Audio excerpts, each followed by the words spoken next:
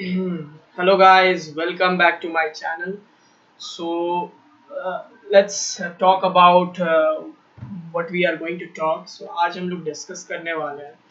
So how to prepare for board examinations. ये मेरा topic रहेगा आज, right?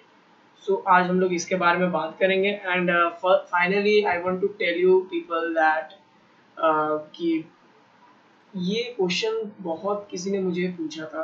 सो एक सेकेंड मैं ऐसे स्लाइड शो को बड़ा करता हूँ. So just a minute. या so our topic is how to prepare for board exams. So अक्सर मेरे बहुत सारे मतलब जूनियर्स हैं या फिर मेरे कॉलोनी के बहुत सारे ऐसे स्टूडेंट्स हैं या पूछते रहते हैं कि भैया कैसे करें, कैसे प्रिपेयर करें अपने बोर्ड्स के लिए, कैसे अच्छी मार्क्स मिल सकती है, कैसे 90% गेट करें, तो किस तरह से 9 CGP 10 CGPA लाएं. तो ये सारी बातें पूछते रहते हैं. तो मैंने सोचा कि it's a great opportunity for me. It's a great opportunity for me. Like just a minute.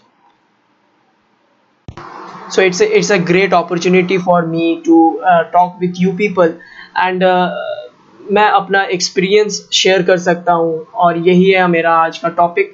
So how to prepare for the board exams. So मैंने मेरा भी कुछ ऐसा अच्छा परसेंटेज नहीं है कि मैं कोई टॉपर नहीं हूँ, but I can tell my experience what I have gone through. I have given my 10th board, 12th board, JEE Mains, फिर कॉलेजेस मैंने क्लियर किए. तो ये सारे चीज़ें के बारे में अगर मैं बात करना चाहूँ यहाँ पे, तो वन बाय वन कुछ कुछ ऐसे चीज़ें हैं जो मैंने सही किए हों और कुछ कुछ ऐसी चीज़ें भी है जो मैंने गलत किया है अपने लाइफ में. अपने गलत किया है, शायद मैं अगर वो चीज़ को ध्यान दिया होता तो it would have help me. Okay, it would have help me. It had मेरे जो परसेंटेज आए हैं 91.20 मेरा 10th का परसेंटेज था, शायद मैं टॉपर बन सकता था अपने स्कूल का. 95 was my school topper.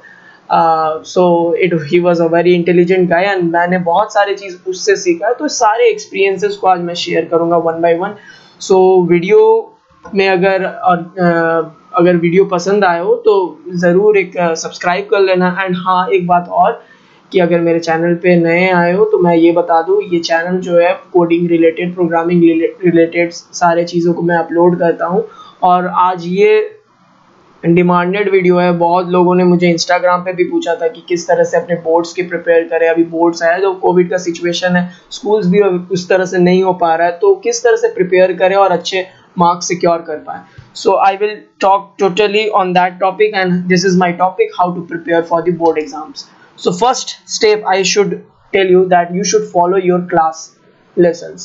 So class lessons you should follow it because what happens ना कि क्लास पे अगर तुम ध्यान दोगे या क्लास रेगुलर क्लास करते हो तो वहाँ 70% थिंग वहीं पे ख़त्म हो जाती है. तुमको फर्स्ट ऑफ ऑल तुमको पता होता है कि क्या पढ़ना है, तुमको क्या इंपॉर्टेंट है, क्या अनइम्पॉर्टेंट है, किस पे ज़्यादा ध्यान देना चाहिए, कौन से क्वेश्चंस बहुत बार आए हैं, कौन से क्वेश्चंस आने की चांसेस है. तो एक आइडिया हो जाता है. वो आइडिया कैसे होता है अगर तुम क्लासेस को फॉलो करो. सो अब कोविड का सिचुएशन है, जो भी ऑनलाइन थ्रू हो रहा है तुम लोग का पढ़ाई, तो उस चीज़ पे ज़्यादा फोकस करो क्योंकि 70% थिंग्स वहीं पे कंप्लीट हो जाती है अगर तुम अपने क्लासेस को फॉलो करो. So first point is my class lessons are best way to understand your syllabus. Second thing, that always be present in your class and concentrate on the class.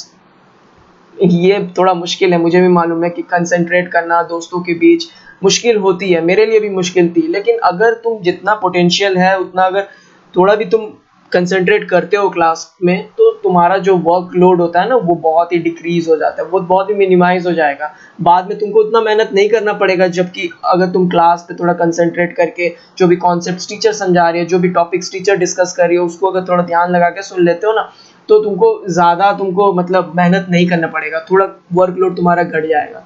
सो ये चीज़ करो कि जो भी ऑनलाइन क्लासेस पे अभी हो रही है या जब भी तुम्हारा ऑफलाइन क्लासेस भी होते हैं, फ्यूचर के लिए भी मैं ये बता रहा हूँ कि ये मेरा जो एक्सपीरियंस है मैं शेयर कर रहा हूँ कि अगर मैं भी पहले ध्यान नहीं देता था, लेकिन जब मैं ध्यान देना शुरू किया, मेरे भी मतलब क्या होता था कि मुझे पता रहता था कि अभी क्या करना है, क्या चल रहा है और क्या करनी पड़ेगी. पूछनी नहीं पड़ती थी दोस्तों से कि अरे आज क्या पढ़ाया था, क्या कॉन्सेप्ट था, क्या मैं तो मुझे तो कुछ पता ही नहीं है क्या पढ़ना है नहीं पढ़ना है, मतलब तुम्हारा ब्रेन ब्लैंक नहीं रहेगा, तुमको कुछ पता रहेगा कि हाँ क्या चल रही है, क्या प्रिपेयर करना है, मतलब एक स्ट्रैटेजी मिल जाएगी तुमको कि किस तरह से मुझे मतलब मार्क्स लाने के लिए क्या क्या चीज़ों पे ज़्यादा ध्यान देना है, क्या नहीं ध्यान देना है। तो कंसंट्रेट करना बहुत ज़रूरी होता है with respect in your class.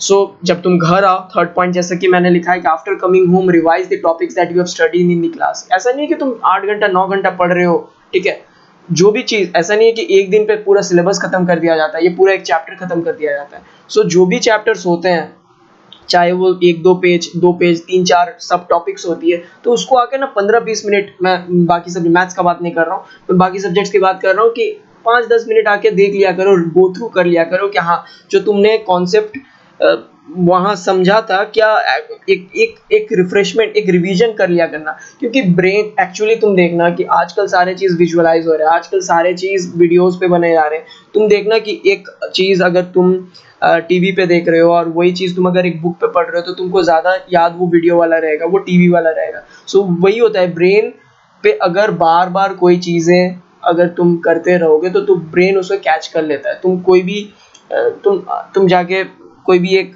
मंत्र पढ़ो, 20 दिन उस मंत्र को पढ़ो, पूरा फुली संस्कृत में है, लेकिन अगर 20 दिन तुम पढ़ लोगे ना, तो तुम्हारे दिमाग में ऑटोमेटिकली वो बिल्ट हो जाएगा, तुम्हें और याद करने की भी ज़रूरत नहीं, वो अपने आप ऑटोमेटिक वो रिस्पॉन्स देगा तुम्हारा ब्रेन, और तुम खुद ब खुद कर लोगे। सो ये क्या होता है कि घर आते हो, जब आते हो 15-20 मिनट, जो भी, ऐसा नहीं कि हर सब्जेक्ट पढ़ाई होता है, तो जो भी सब्जेक्ट पढ़ाई हो रही है तो उसको 15 या 20 मिनट दो, टाइम एलोकेट करोगे तो 2 से 3 घंटा होगा। 2 से 3 घंटा तुमको नेसेसरी है, उससे कम में नहीं होता है।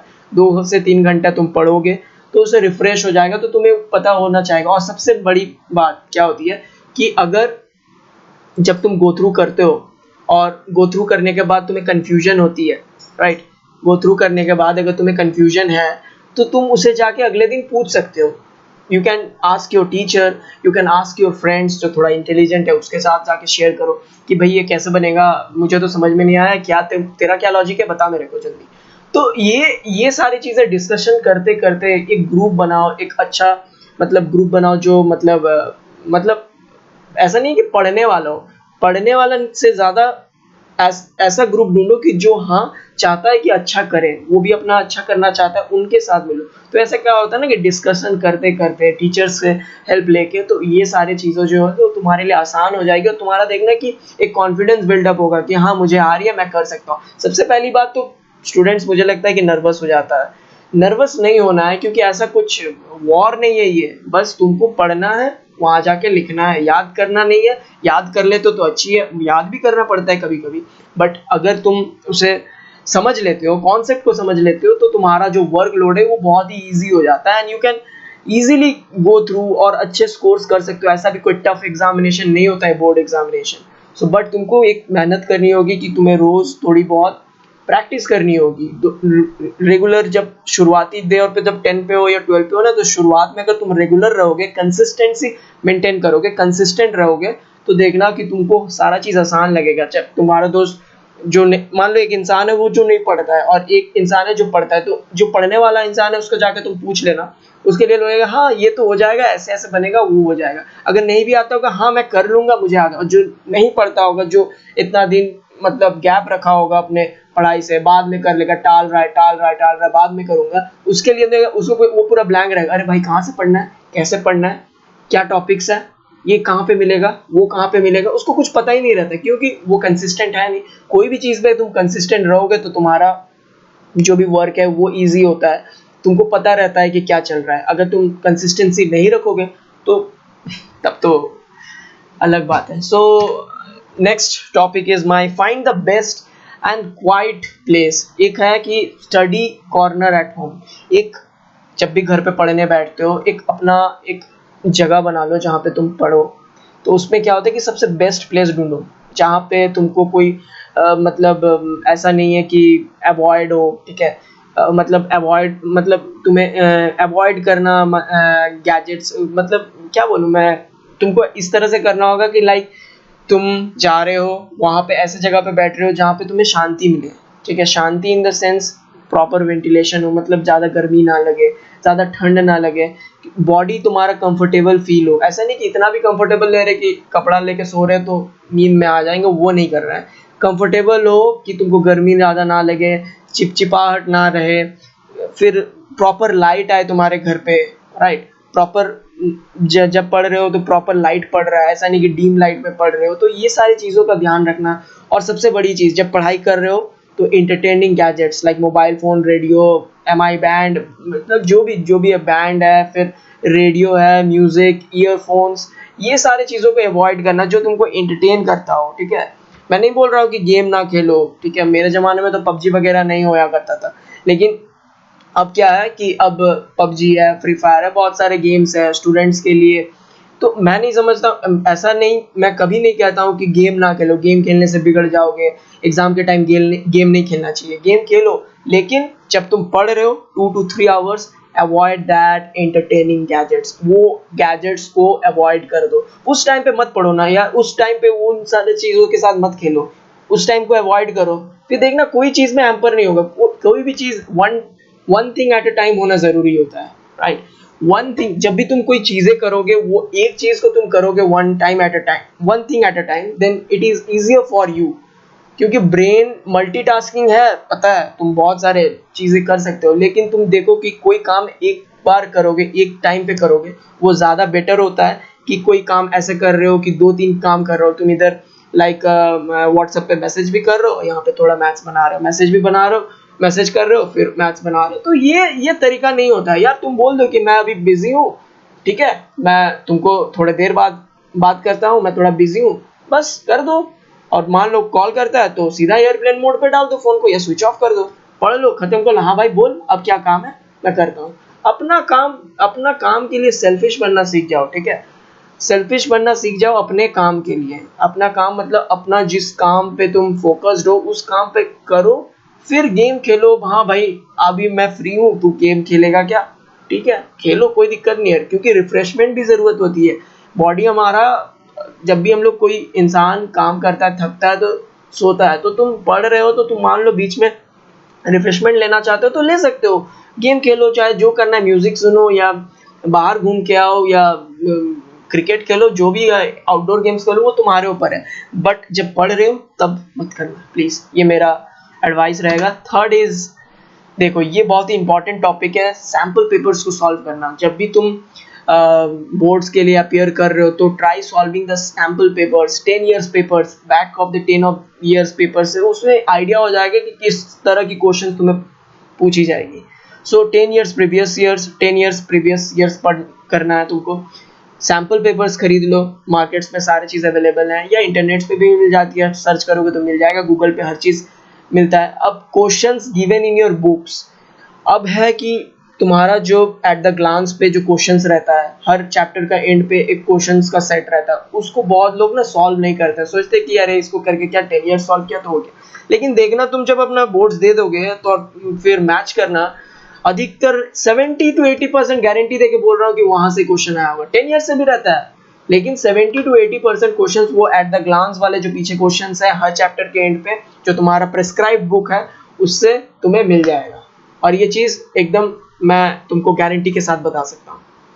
Third is questions given at the end of each topic. देखना कि लाइक टॉपिक वाइज के बाद, एक टॉपिक के बाद भी छोटा सा एक मतलब बॉक्स पे एट द ग्लांस या डू यू नो, इस तरह की क्वेश्चंस रहती है, ठीक है। उसको भी अक्सर हम लोग स्किप कर देते हैं, लेकिन उसको किया करो, क्योंकि वो करोगे तो तुम्हारा कॉन्सेप्ट क्लियर होगा, कॉन्सेप्ट क्लियर होगा तो मार्क्स में इंक्रीमेंट आएगी।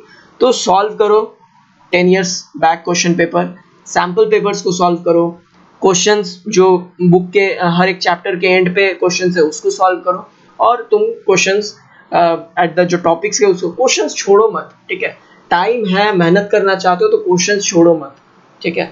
ऐसा नहीं बोल रहा हूँ कि 10 से 20 घंटा बैठे रहो, पढ़ो पढ़ो पढ़ो, लेकिन जब भी मौका मिले क्वेश्चन सॉल्व करो। क्वेश्चन सॉल्व करोगे तो कॉन्फिडेंस आएगा, और वही कॉन्फिडेंस तुम्हारे एग्जाम पे तुम्हें हेल्प करेगा।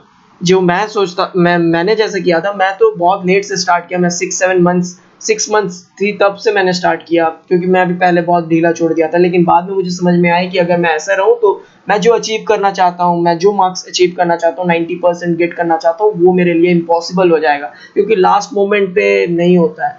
तुम्हें एक कंसिस्टेंसी मेंटेन करनी होगी, और बहुत ज़्यादा तुम टैलेंटेड हो या इंटेलिजेंट हो, देन इट वुड हेल्प, या तुम्हारी किस्मत या लक, बहुत लक फैक्टर तुम्हारे पास है, तो हो जाती है कि लास्ट एंड पे पढ़ते हैं तो हो जाते हैं इंसानों को, वो भी होता है। लेकिन अगर मेरे से एडवाइस पूछोगे तो मैं ये बोलूँगा कि you can solve the question papers, go through them, और सैम्पल पेपर्स को भी सॉल्व करना, क्योंकि सैम्पल पेपर्स बहुत बार ऐसा होता है कि सेम टू सेम पेपर आ जाता है, सेम टू सेम नहीं, 30 to 40% मैच कर जाती है, या मान लो सिलेबस में कुछ चेंजेस हो रहा है। और हाँ, एक चीज़ और, जब तुम 10 ईयर सॉल्व करते हो ना, बहुत पुराने पेपर्स पे मत सॉल्व किया करो, जो रिसेंट ईयर्स पे आए हैं, ठीक है। जैसे अभी 2020 है तो 19, 18, 17, 15 से लेकर 20, 5 साल की जो पेपर है उसमें ज़्यादा फोकस रखो, देखो कि किस तरह की क्वेश्चंस पूछी गई है, तो क्योंकि वो रिलेट करता है, एक तुम्हारा एग्जाम्पल सेट करता है कि किस तरह की पेपर की पैटर्न रहेगी, उससे एक आइडिया हो जाएगा तुम्हें। Okay, so next slide. वाह, मैं जो करता था, ये चीज़ मैं करता था कि बुक्स जैसे हिस्ट्री वगैरह जब हम लोग पढ़ते हैं तो बुक्स तो बहुत पढ़ते हैं, या मैथ्स में पढ़ते हैं, बहुत सारे फॉर्मूलाज होते हैं, तो एक कॉपी बनाओ, ठीक है, एक पतला सा कॉपी बनाओ, उसमें सारे जो फॉर्मूलाज हैं मैथ्स के हैं, 3-4 पेज में मैथ्स के सारे फॉर्मूला, सब सारे सब्जेक्ट्स के सारे चैप्टर्स के सारे फॉर्मूलाज एक पे लिखे, एकदम सुंदर से बनाओ। फिर उसके बाद फिजिक्स के फॉर्मूलाज, केमिस्ट्री के फॉर्मूलाज, ठीक है, तो ये जितने फॉर्मूलाज होते हैं, ठीक है, वो सारे चीज़ों को ना एक नोट बना लो। फिर हिस्ट्री, जियोग्राफी, इसमें भी क्या होता है कि कुछ एक कॉपी बनाओ अलग से, इंपॉर्टेंट नोट्स, या जब बुक पढ़ते हो ना, राइट, जब बुक पढ़ते हो, मान लो एक हिस्ट्री है, बहुत 1 से 2 पेज का चीज़ है, लेकिन तुमको उतना पढ़ने का ज़रूरत है, तुम्हें इंपॉर्टेंट पॉइंट्स जो है उसको मार्क किए, एक पेज लो, उस पर 10 बुलेट्स पे 10 पॉइंट्स लिख दिए, और उसी पेज में उस पेज को कट करके वहीं पेस्ट कर दो, बुक जिस पेज पे वो टॉपिक है उसी पेज में उसे चिपका दो। सो होगा क्या ना कि तुम अगर बहुत ज़्यादा तुम कभी मतलब तुम्हें पढ़ने की मन भी नहीं करेगी, तो एट द ग्लांस तुम जा सकते हो, एट द ग्लांस तुम चेक कर सकते हो व्हाट आर द पॉइंट्स। सो एक माइंड पे बिल्डअप होते रहेगा, क्योंकि हिस्ट्री, ज्योग्राफी पढ़ना 20-22 chapter, it's not an easy task, जैसा मेरे को लगता है कि it's not an easy task for me also. मेरा भी हिस्ट्री में अच्छे ही मार्क्स था, 90+ था, लेकिन तो मैंने इसी को फॉलो किया था कि जैसे ही मैं टॉपिक्स बनाता तो मैं एक ब्रीफ नोट्स बना लेता था, और नोट्स को सारे बुक पे चिपका देता था, ताकि मेरे को अगर पूरा थ्योरी पढ़ने का ज़रूरत नहीं, इतना लेंदी पेज पढ़ने का ज़रूरत नहीं, वहीं पे मैं पॉइंट्स देख लेता था। हाँ, क्योंकि जब तुम पॉइंट्स पे लिखते हो तुमको, मुझे लगता है कि मार्क्स ज़्यादा मिलती है।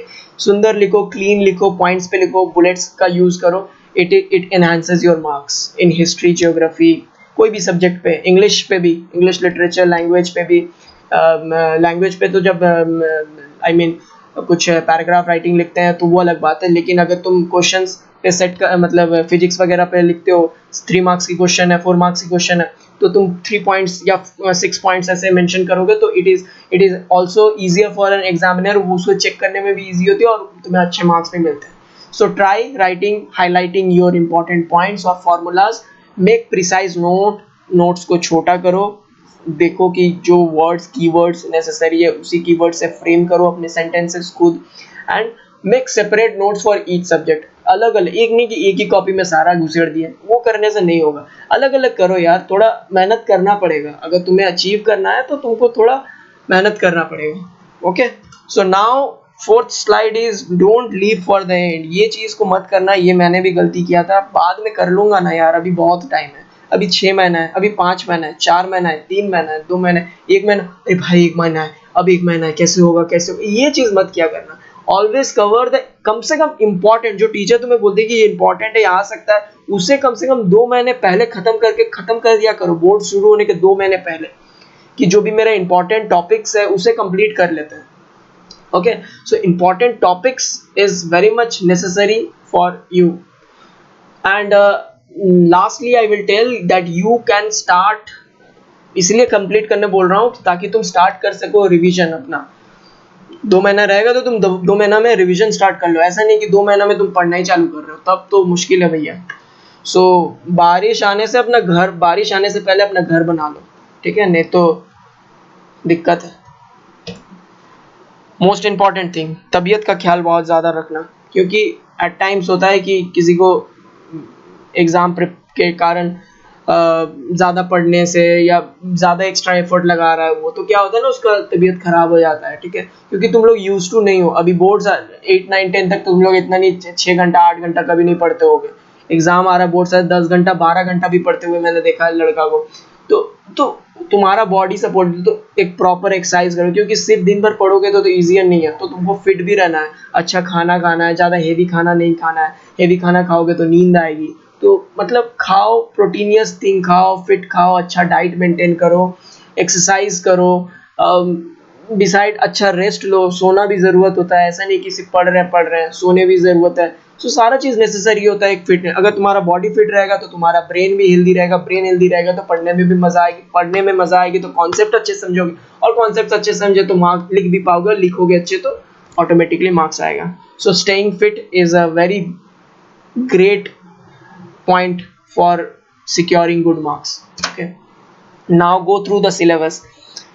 अभी तक तुमने कोई बोर्ड्स, मान लो अगर तुम 10th का बोर्ड दे रहे हो, अभी तक तुमने कोई बोर्ड्स नहीं दिया, तो तुमको एक आइडिया नहीं है किस तरह से आएगा, क्या आएगा, नहीं आएगा। तो हमेशा इंटरेक्शन रखो टीचर से, go through your syllabus. Syllabus के बाहर रेफरेंस बुक से पढ़ रहे हैं, ऐसा नहीं है। रेफरेंस बुक बाद में पढ़ना भैया, पहले अपना जो कोर्स का सिलेबस है, जो तुम्हारा टेक्स्ट बुक्स है, प्रेस्क्राइब टेक्स्ट बुक्स है, उसको कंप्लीट करो। उसको कंप्लीट करने के बाद जाना फिर सिलेबस को कंप्लीट करने, मतलब सिलेबस को कंप्लीट करना, ठीक है। सिलेबस से परे मत पढ़ो, पढ़ो टाइम है तो पढ़ो, लेकिन नॉलेज के लिए पढ़ो, लेकिन सिलेबस को कंप्लीट करो। सिलेबस में जो है उसको ईच एंड एवरी टॉपिक को अच्छा से पढ़ के, उसको रिवाइज करके एकदम प्रिपेयर होकर रखो कॉन्फिडेंस के साथ।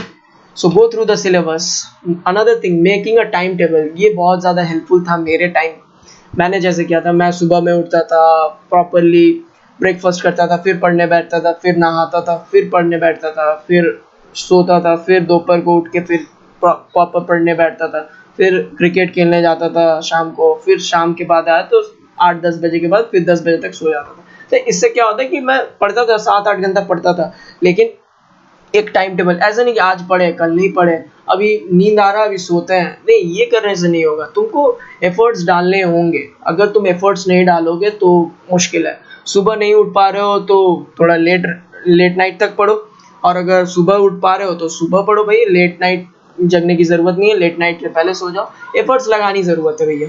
तो एक प्रॉपर मेंटेन करो टाइम टेबल। अगर तुम लोगों को टाइम टेबल चाहिए, मेरे पास कुछ रिकमेंडेशंस है, कमेंट करके ज़रूर बताना। मैं कमेंट करोगे जो भी, मैं उसको ज़रूर रिप्लाई दूंगा। मैं टाइम टेबल बताऊंगा मेरे अपने ओन के, और मेरे जो भी और दोस्त है या फिर कोई भी और भी इंसान है, मैं हेल्प कर पाऊंगा कि किस तरह से एक प्रॉपर टाइम टेबल तुम लोग बना सकते हो।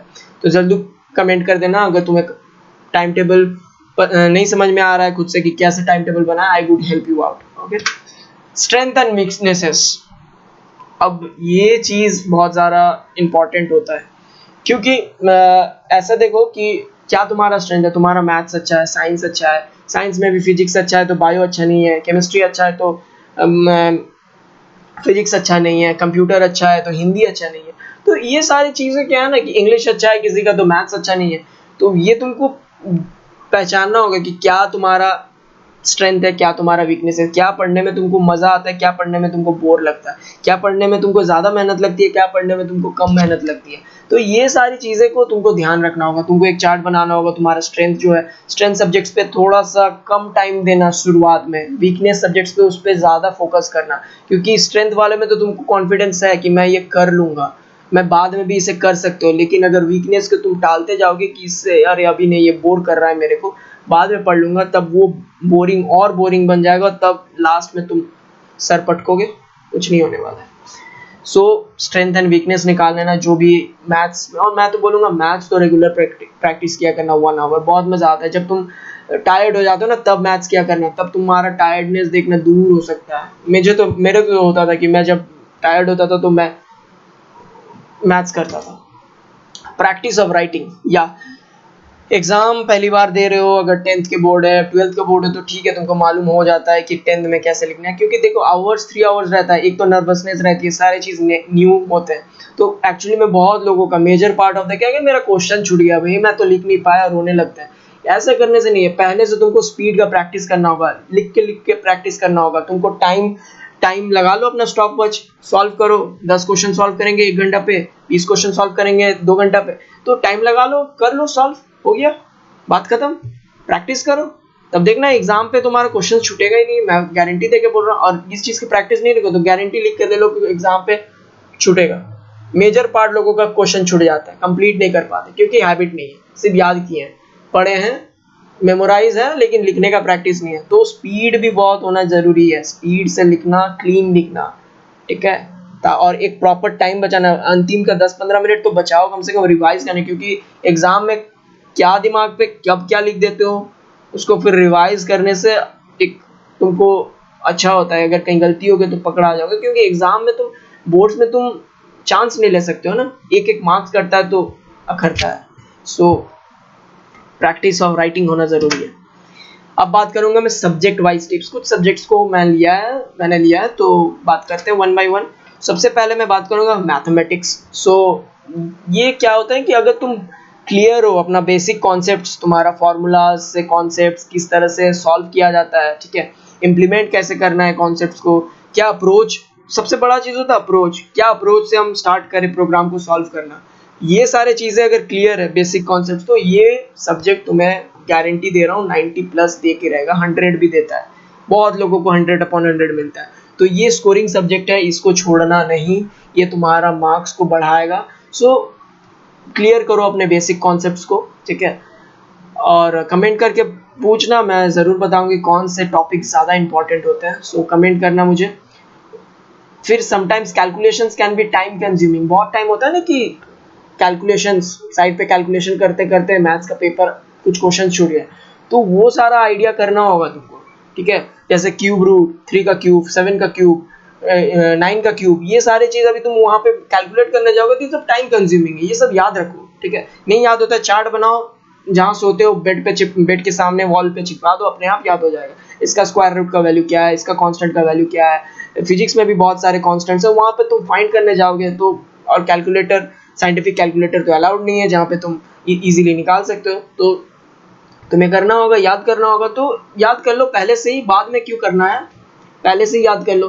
तो इसीलिए होता है कि टाइम कंज्यूमिंग, कैलकुलेशंस को अपना फास्ट करो, कैलकुलेशंस फास्ट करोगे तो क्वेश्चंस भी जल्दी बनेंगे, और क्वेश्चंस जब जल्दी बनेगी, सॉल्व हो जाएगी, तुमको कॉन्फिडेंस होगा, अगला क्वेश्चन और जल्दी बनेगा, गारंटी लिख के दो। अगर तुम पहले क्वेश्चन में फंस गए, दूसरा क्वेश्चन आता होगा तभी भी तुमको दिक्कत होगी बनाने में, ये होता है। तो प्रैक्टिस करो, कैलकुलेशंस फास्ट करो, ठीक है। तो तुमको लिख के प्रैक्टिस करना होगा, स्टॉक वॉच रखो, 1 घंटे में 5 सवाल बनाऊंगा अलजेब्रा का, खत्म, ठीक है। 1 घंटा करो, 8 क्वेश्चन बनाऊंगा ट्रिग्नोमेट्री का, खत्म। ये होना चाहिए, ये एटीट्यूड होना चाहिए, तब देखना कि मजा आएगा, करने में भी मजा आएगा, और मार्क्स जब आएंगे तो और खुशी होगा, मेहनत की हो ना भाई। Physics have a good grip on fundamental concepts. Fundamental concepts का ग्रिप होना बहुत जरूरी है। फिजिक्स बहुत किसी का बहुत ज्यादा अच्छा होता है, बहुत किसी का बहुत वीक होता है। वीक होने का कारण यही की है, जब तुम क्वेश्चन करोगे उसमें क्यों, कैसे, काहे नहीं बोलूंगा, क्यों, हाउ, वाई एंड व्हाट, ये 3 चीज अगर तुम क्वेश्चन करोगे ना फिजिक्स के कोई क्वेश्चन में, क्यों हो रहा है, किस लिए हो रहा है, क्या वजह है इसके होने के पीछे, ये चीजों के बारे में अगर तुम जानने की कोशिश करोगे तो तुम्हारा कॉन्सेप्ट क्लियर हो जाएगा, और देखना तुम्हारा फिजिक्स भी अच्छा हो जाएगा। कोई भी क्वेश्चन बनाते हो, और फिजिक्स में मुझे लगता है कि बहुत ही स्ट्रेट फॉरवर्ड क्वेश्चंस आता है, थ्योरम बेस्ड क्वेश्चंस रहते हैं, formula based, straight direct formula पे डालो और आंसर आ जाता है।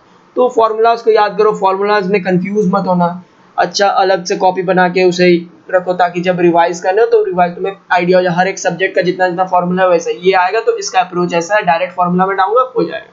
तो ये सारे चीजों को ध्यान रखना होगा। Biology, pay attention to important diagrams and their theory. So theoretical मतलब डायग्राम्स, हर डायग्राम को अच्छा से पढ़ो, जितने भी लेबल डायग्राम्स होते हैं, लेबल डायग्राम्स का हर एक कंपोनेंट्स, इस पार्ट का क्या फंक्शन है, ठीक है, ये पार्ट क्या फंक्शन करता है, ये पार्ट किस यूज में होता है, इसका एडवांटेज क्या है, डिसएडवांटेज क्या है, ये शरीर में क्या किस फंक्शन में काम आती है, ये कौन सा हार्मोन सीक्रेट करती है, ये मतलब इस तरह की चीजें, सवालों को एक क्वेश्चंस बनाओ, इस तरह के क्वेश्चंस बनाओ, और पीछे जो क्वेश्चन रहते हैं वो बनाओगे ना, और 10 years बनाओगे तो biology is also a good scoring subject, और ये इजीली मेमोराइज हो रहा है। तुम अगर मेमोराइज हो जाता है, अगर तुम डायग्रामेटिक डायग्राम्स लेके पढ़ोगे ना, तो तुमको याद हो, इसके बाद ये होता है, इसके बाद ये होता है, मतलब तुम्हारा खुद का शरीर है भाई, तुमको पता होना चाहिए, इस चीज के बारे में तो इंटरेस्ट होना ही चाहिए कि मेरा शरीर के बारे में पता है, देखना तुमको ऐसा ऐसा ऐसा होगा जरूर कि 10th के बायो या पढ़ने के बाद तुमको लगेगा थोड़ा थोड़ा तुम डॉक्टर बन रहे हो, ऐसा फील आता है।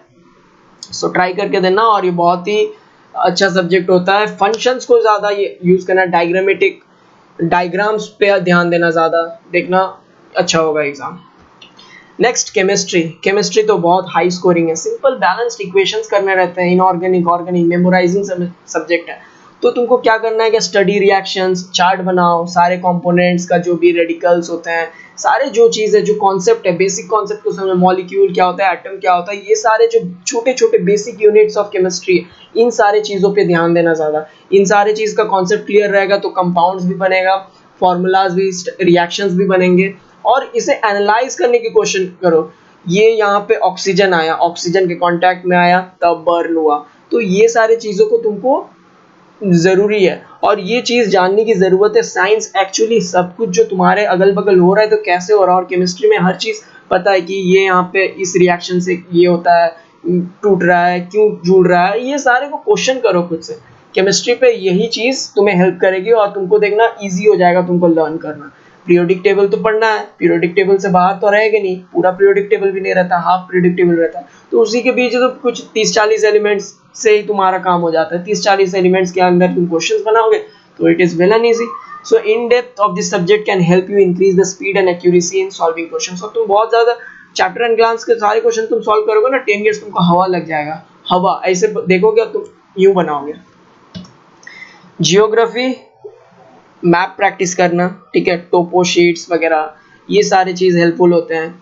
क्यों होता है क्लाइमेट चेंज, क्यों हो रहा है, किधर से बारिश आ रहा है, विंड किधर ब्लो कर रहा है, ये सारे कॉन्सेप्ट तुमको जियोग्राफी में मिलती है। तो ये इंटरेस्टिंग सब्जेक्ट भी है, one of my favourite subject. I got 100/100 on geography on my 10th boards, ठीक है। सो ये मेरा one of my favourite subject है। तुमको क्लाइमेट कैसे चेंज हो रहा है, एवरग्रीन फॉरेस्ट किसको कहते हैं, ये सारे चीज़ों को भी तुम्हें जानना चाहिए। ये नॉलेजेबल सब्जेक्ट है, बोरिंग नहीं है ये ना। बोरिंग तो हिस्ट्री है, पूर्वजनों के बारे में पढ़ना पड़ता है, वो बोरिंग लगता है, मुझे भी बोरिंग लगता था, लेकिन उसके लिए भी है कि हर एक टॉपिक का मेन पॉइंट्स को उठाओ, बुलेट्स पे बनाओ और उसी पेज पे चिपका दो। यही मेरे को सबसे बेस्ट आइडिया लगा था। मैंने हिस्ट्री ऐसे ही पढ़ा था, मुझे हिस्ट्री पे भी 90+ मार्क्स आएंगे, लेकिन मेरा सबसे कम मार्क्स फिजिक्स पे आया था, आई थिंक 80 आया था।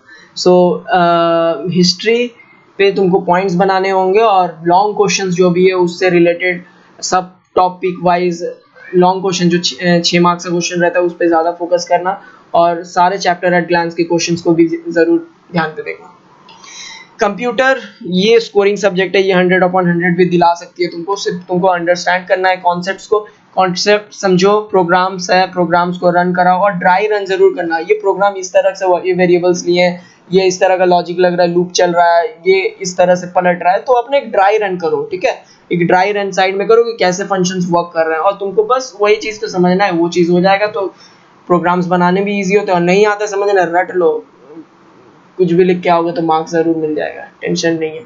स्कोरिंग सब्जेक्ट है, कोई क्वेश्चंस को छोड़ना नहीं कंप्यूटर में, क्योंकि मार्क्स स्कोरिंग है, कुछ भी लिखोगे तो जरूर मार्क्स मिलेगा। कुछ भी मतलब ऐसा नहीं कि हिस्ट्री लिख रहे हो, वहाँ पे लिखोगे कुछ related to your computer subject, programming के रिलेटेड। थोड़ी बहुत भी प्रोग्रामिंग आती है, प्रोग्रामिंग समझ में नहीं आती है तो मुझे DM करना, मैं कंप्यूटर की क्लासेस करवाता हूँ।